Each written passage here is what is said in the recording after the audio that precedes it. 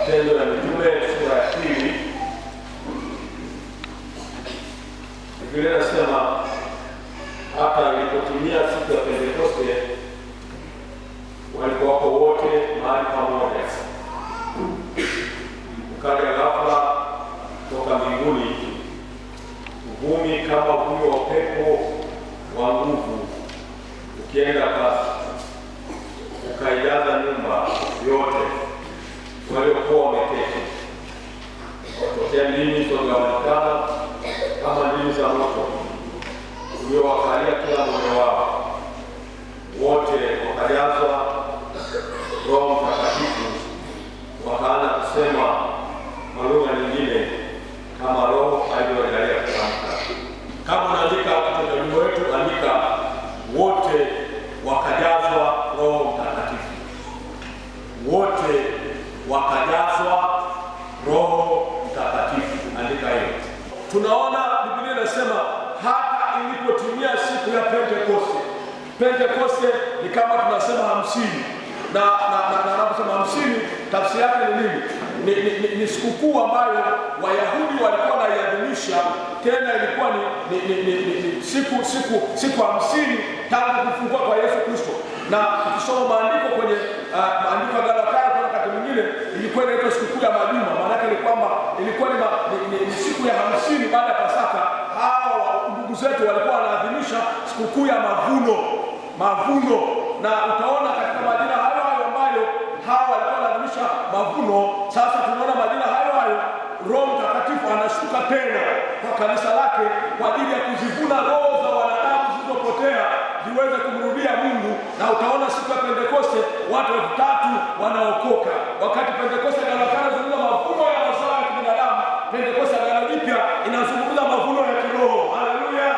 Katika ni mavuno. Sasa siku ya 50 tangu Pasaka, maana yake tangu ufufuo wa Yesu Kristo, ndipo tukio la Roho Mtakatifu kushuka, na ni siku ya 10 tangu Yesu kupaa. Kumbuka wakati anapaa anaambia kaeni Yerusalemu, msiondoke hapa mpaka mvikwe nguvu. Baada ya siku hizi chache, baada ya alipopaa zilipita siku 10, Roho Mtakatifu akawashukia wale wanafunzi. Jina la Bwana libarikiwe. Kwa hiyo tunapozungumza siku ya Pentekoste kwa muktadha na mazingira ya sasa, hatuzungumzi juu ya mazingira ya kale, sherehe ya mavuno ya haya kibinadamu. Tunazungumza juu ya Roho Mtakatifu kutujia, kuachia watu wake wanaoamini Kristo kwa nguvu sio kwa kawaida, lakini pia kuvuna roho za wanadamu ambazo sasa zinahitaji kumrejelea Kristo. Jina la Yesu libarikiwe. Kwa hiyo ndio sura ya Pentekoste.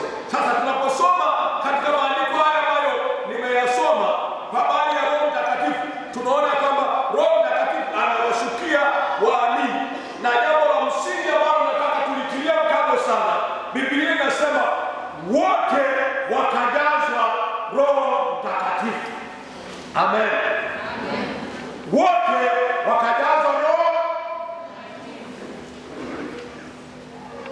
Hilo ndio la Musa, kwamba wote waliomwamini Kristo wakajazwa Roho Mtakatifu.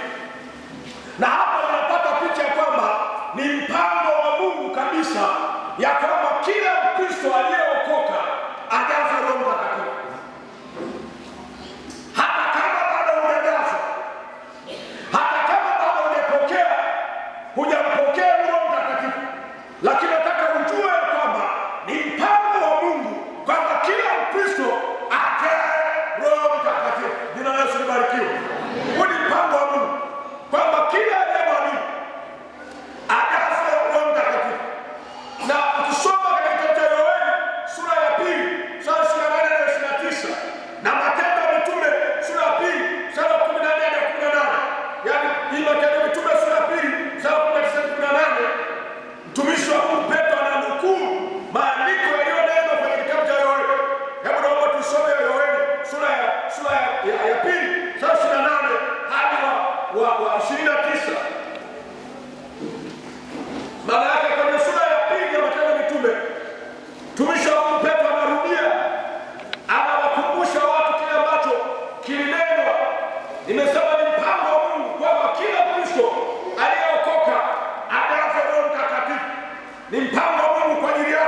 ni mpango wa Mungu kwa ajili yao, kwamba tujae Roho Mtakatifu. Matendo ya Mitume Yohana sura ya 2 mstari wa 28 hadi wa 29 inasema, hata itakuwa baada ya hayo ya kwamba nitamimina Roho yangu juu ya wote wenye mwili, na wana wenu waume kwa wake watatabiri, wazee wenu wataota ndoto, na vijana wenu wataona maono. Jina la Bwana libarikiwe. Siku za mwisho, hata itakuwa baada ya hayo, nitamimina Roho wangu kwa watoto wenu wa kike na wa kiume. Na hapo ndipo nimesema ni mpango wa Mungu kwamba kila Mkristo, kila mwamini ajazwe Roho Mtakatifu.